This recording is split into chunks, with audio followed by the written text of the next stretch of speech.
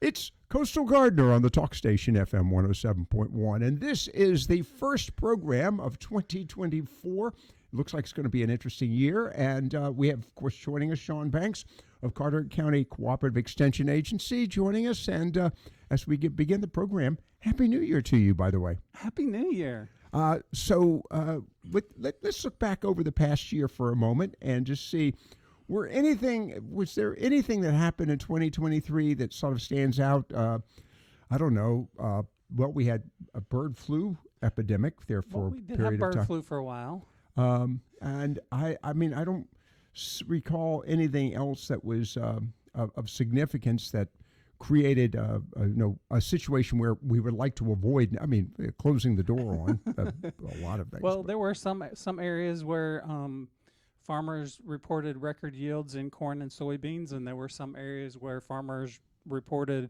less than average yields in corn and soybeans. So, I mean, we're a broad state, so we can have a wide range of different kinds of environments. So this year we had some people that got the rain at the right time and some people that didn't. Yeah, and of course, but we didn't have anything that was sort of out of the ordinary. We didn't have heavy rain. We weren't flooded, nor were we in a severe drought. So no, it was a fairly decent year. Decent year. All right. So with that as sort of the springboard, what are we expecting for 2024? Well, I want you to look into your crystal ball, or better yet, possibly that Venus flytrap you have there in front of you, and tell us, what do you see?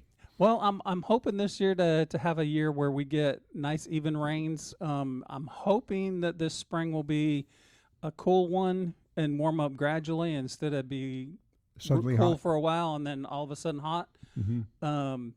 So I don't know what the weather is going to be like. I haven't even consulted the weatherman, but what I'm hoping for is a decent weather this year so that the farmers can get what they need in order to be able to produce what we need in order to eat. Well, of course, one of the things we've talked about is the fact that North Carolina does have such a wide variety of products. And I've got to make mention of this because I'm still to this day a little stunned by it. We are the sweet potato capital of the world. And it seems to me, by the way, is that the state plant? I don't know if that's a state plant, but we are number one in sweet potatoes grown, both domestic and exports. I think that's a pretty amazing story right there in and of itself. And simply because I do enjoy sweet potatoes. But I'm wondering, where do we fit in the collard competition? You know, I'm not really sure. I haven't really looked, but I would imagine we're probably in the top 10. I want to be in the top one. But I don't think we're the top producer of collards, but I think we're in the top 10. Okay. All right. Well, moving on, I just had to start off 2024 with a little competitive urge here. As we are looking into 2024, and of course, as going back to the comment we made earlier about the fact that 2023 was pretty much an average year, nothing significant, no major drought, no major wet periods, and on top of that, no major freeze of any nature. But the question goes, since we're now into January and it is cold outside, right? What should we expect here? This is normal for all intents and purposes? Are our plants going to, survive this? We're looking for a major cold snap next week, I understand. We are, and it's not going to be severely below normal temperatures. We're expecting to be right around, give or take about 5 or 10 degrees, right around normal through the month of January and February. Okay. We're expecting some colder than normal temperatures and some warmer than normal temperatures. And so you can expect those ups and downs that we normally get here in North Carolina. When I first moved here, somebody told me, if you don't like the weather, wait a day or two and it'll change. Improve, yeah. And it does. and that happens. You know, the aspect of the warm days, I want to remind someone, or myself, I want to remind everyone, you said that we can still put out pre-emergent, but we need to wait until the temperatures, as I recall, in the 50s? Actually, you can put pre-emergent out anytime, but if you have weeds that are already up, like those winter weeds, winter annuals, like the henbit, the chickweed, the hop clover, Those weeds that are already up, if you want to control those with a post-emergent spray herbicide, Oh, that's when you want to wait until the temperatures are usually between 55 and 65. Those plants will be actively growing at those temperatures, Okay. and you can go ahead and make that application then. And it's not going to happen overnight like it does during the summer, but it will take effect. And usually it takes about 2 to 3 weeks, and you won't see those plants anymore. okay. If I kill those winter weeds, does that mean I don't have to worry about them in the summertime? The winter weeds you won't have to worry about in the summertime, but there are going to be some summer weeds that'll be coming up. So usually around the end of January, first part of February, you want to put out pre-emergent for things like crabgrass that are a summer annual. They just germinate really early when the soil temperatures start getting around 50, 55 degrees. What about pennywort? Pennywort is a perennial. The post-emergent herbicide sprays, you can use those during those warm days to help to control those. I was going to spray mine this weekend, but it was going to rain the day that it was hot enough to be able to spray, so I had to hold off, and it's supposed to rain again tomorrow, so I'm going to have to hold off again, but maybe in the next couple of weeks I'll get a warm enough day that I can get out there and make that application. Is that pre-emergent or post-emergent? That's a post-emergent. Post-emergent, okay. And what's the post-emergent for something like pennywort? Most of our broadleaf weeds, like pennywort included, so your pennywort, your hop clover, the chickweed, those are all going to be affected by like 2,4-D, and most of your lawn weed control sprays will have 2,4-D in them. So those will all work on that number the again pennywort. is 2,4-D. 2,4-D. It stands for 2-methyl or 2, Okay. 2-dimethyl something. Okay. All right. I'm not really good with those big long It- it- scientific right. names. 2,4-D is a whole lot easier. Chemistry eluded me too. I'll tell you that right now. All right. But there are several other products that are out there that, and most of those lawn weed control products will have 2,4-D, and they'll have maybe dicamba or chlorthalonil. I'm not chlorthalonil, but a couple of the other herbicides in there that will work on broadleaf weeds. Okay. And some work better on some of the harder to control weeds, like the wild garlic and the pennywort, and some work better on just the normal weeds. All right. So we're looking at pre-emergent, post-emergent, pre-emergent for your summer weeds, post-emergent for your winter weeds, and in the case of the post-emergent, your winter weeds, we need temperatures in the 50s. Right. 55 to 65 is the minimum that I would work with a post-emergent. At least 8 hours of dry time before any rains come? Well, yes, at least enough time for it to dry. Some products will say 2 to 3 hours, and some will say 8 hours. You just want to give it enough time for it to soak in. Okay.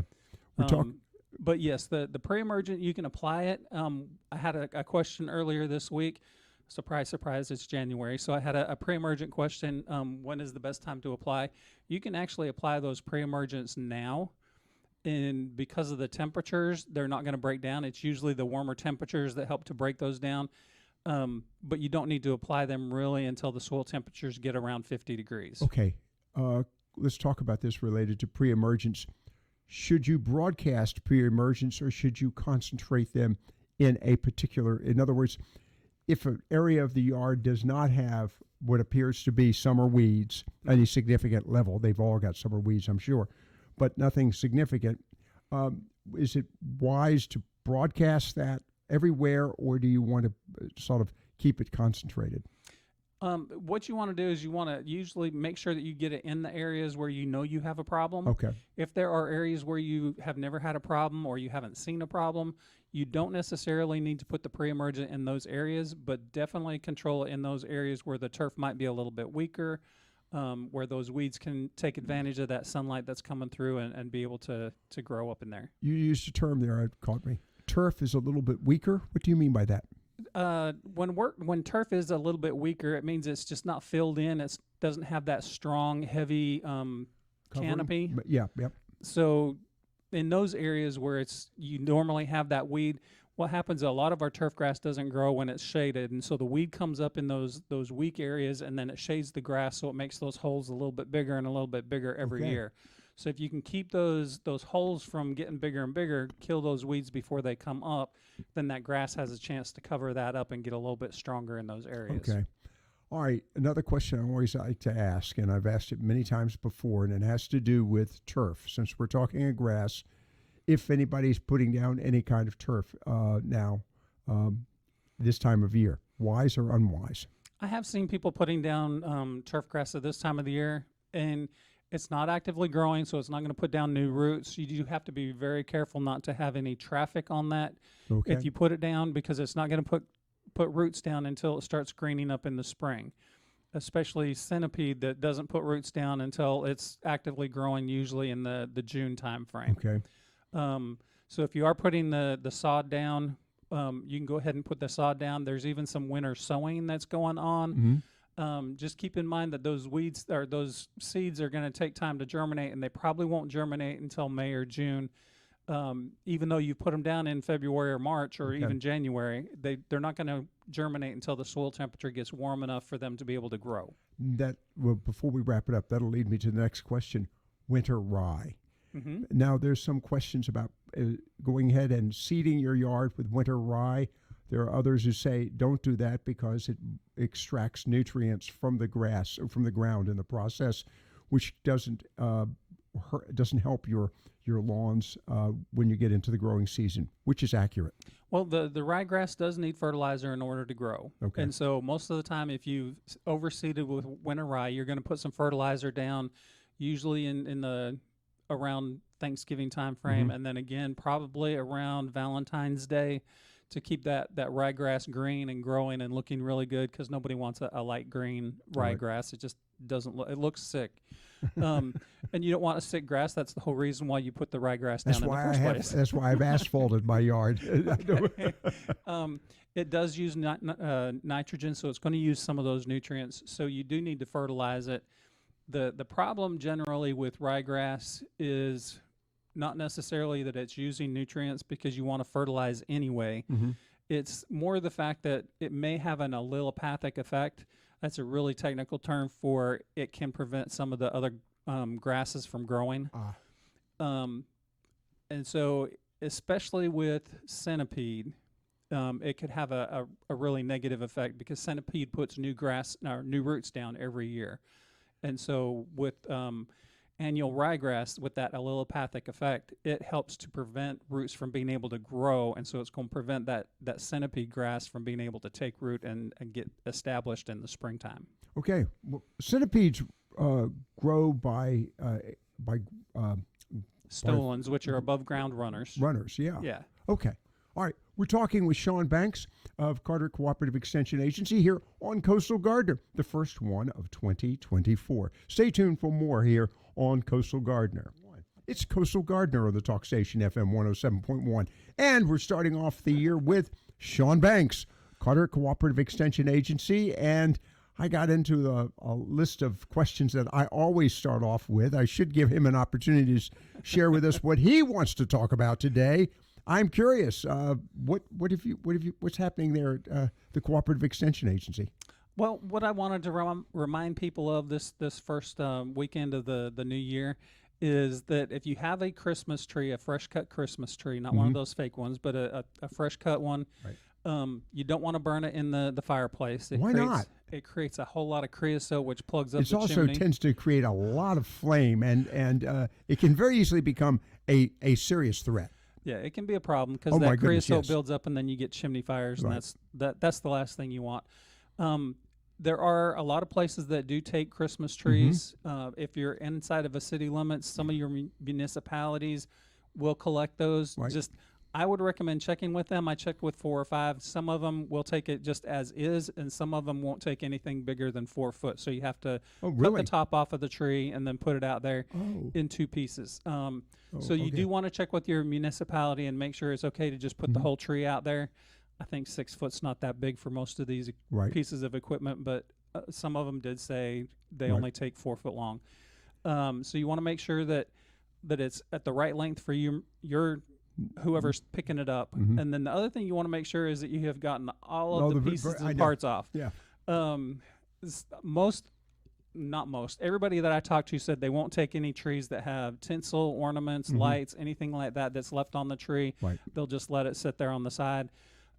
So you want to make sure that you get all the tinsel off, make sure you get all the hooks off. Right. I did learn last year, sometime in November, that a lot of these trees end up at the the landfill facility in Tuscarora where they chop them up and mulch them, Emulsion. and then turn them into compost. Mm-hmm. And so they also don't want anything that has trash on it. So get everything off of there. One, because it could work negative on the blades that they use to mulch it up, and the other one is because they don't want the trash that goes into the compost. They want natural ingredients in there, not right. But there are places like Fort Macon, if you want to donate it as a whole thing to help with natural restoration projects. Fort Macon has a place over there where you can drop those off. Just drive all the way to the end of the parking lot. You've got to go all the way. Historically, they've taken the trees down by the bathhouse. Right.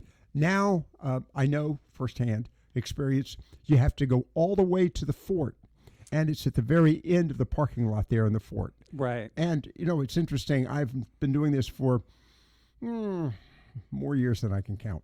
And I have seen the results of those Christmas trees. They have built up. They've acted as sand fences, if you will, natural sand fence, natural product. And, of course, then they deteriorate and become part of the natural environment. But, wow. I just looking at certain areas of the Fort Macon beach area, where the bathhouse is, I can see a significant difference as a result of those years and years of accumulating those Christmas trees to become part of the natural environment. The sand blows in there and gets stuck, and it starts to build up, and it's amazing.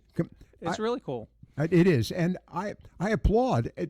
I remember when it was first tried, there was a lot of naysayers. I being one of them, but it's worked. It's worked significantly.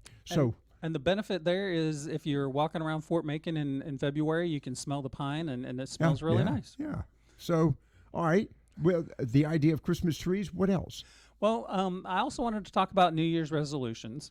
Oh, we don't do that here. I don't make resolutions either, but I do want to get in better shape, and I decided that I'm not going to diet. I know what you're going to do. What am I going to do? You're going to walk the trails. I did that last year. I'm going to do a little bit more of that this year. So one of the things that I want to focus on this year is I want to focus on showing people where native plants grow in nature. Okay. And we do have a lot of native plants that you can buy in the garden center. So those are the ones that I really want to focus on, is the ones that are easily accessible, ones that people can find in those garden centers. And so I'm going to walk the trails, find those plants, and then I'm going to talk about the plant, where it grows in nature, so that people don't take a plant that would normally grow on the edge of a swamp or even in a swamp and put it high and dry in the middle of a parking lot. That's what a lot of people have done with red maples. They usually grow on the edge of a swamp, and where do you mostly see them? In the parking lot islands. Right. And so they don't usually do very well. They'll sit there and they'll hang on and they'll look okay, but unless they've got an irrigation system in that parking lot island, they normally end up getting gloomy scale and eventually dying because they're just not happy in that location. So I want to talk about that with a lot of different plants during the course of the year. I was going to be really ambitious and say one a week, but I think once or twice a month will probably be about as many as I can do. One a week minimum. And we're going to, as a matter of fact, here at Coastal Gardener, we're going to work with you on that. So where are you going to be going for some of these natural plants? Are you going, I assume, down east? You're going, what areas? I'm going to go to different areas in the county, some of those different trails that we have. The first one I did is Yaupon Holly, which you can find any trail that you walk on in Carteret County. You can find Yaupon Holly, whether it's in a wet location, in a dry location, up on the dunes, or in one of the forests that we have. You can find Yaupon Holly just about anywhere. I posted that video yesterday, I think it was. Well, Thursday.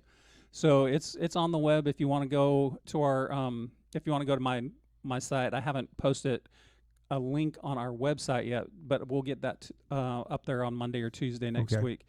But it talks about Yaupon Holly, a little bit about the berries, a little bit about where it grows, and a little bit about the uses, with a few shots of what it looks like in the landscape with some of those different uses. All right.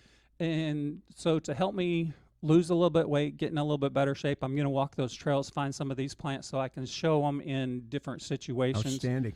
So we'll do everything from the Oyster Point Trail all the way to Fort Macon and the dunes. The important aspect of this is these are natural plants. Right. So the environment is conducive to them rather than bringing in a plant that it's got to learn to acclimate for all intents and purposes. Correct. All right.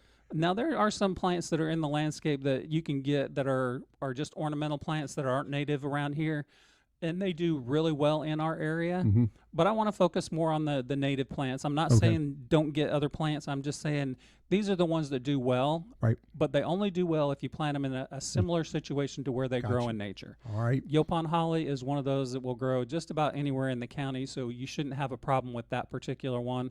But we'll focus on some of the others as well. Hopefully, as we get closer to spring and summer, we'll get some flowering plants in that do really well in our area too. We're about to wrap it up with you. What else is happening? Anything much? You any events? I've got on January 22nd, I'm working with the library down in Cape Carteret, doing a pruning workshop. That is on our website. That's on our calendar. So I'll talk a little bit about pruning and some of the things that you can prune in the winter, some of the things that you don't want to prune in the winter, and then how to go about making those pruning cuts. I think that's because we get into that season of crepe murder. Yes. It's already been happening, but hopefully we'll talk a little bit about some of the things that you can do to prune and make them look a little bit better. Okay. We're talking, of course, with Shawn Banks of Carter Cooperative Extension Agency. Two things. First, every county has a cooperative extension agent. Right. And so don't hesitate to give them a call. They, as a matter of fact, the more calls they get, the more comfortable they are. This is true. And then second item, just want to mention this as well. We'll be doing Coastal Gardener throughout. The fact that you have the capacity also not only to get information, but they can guide you through a series of programs, including, and we'll do another program on your master gardeners. Yes, we got that coming up. That'll be happening usually March through May is when we do it here in Carteret County. Some of the other counties in the area will do it in the fall. And some of them have already started or are getting started here in January. So it's if you're interested in the Master Gardener Volunteer Program, check with your cooperative extension office, and they'll be able to let you know when it's happening. Again, Shawn Banks of Carter Cooperative Extension Agency. And with that, well, it's going to be a busy year. It will be. Happy New Year to you, Happy Shawn. New Year.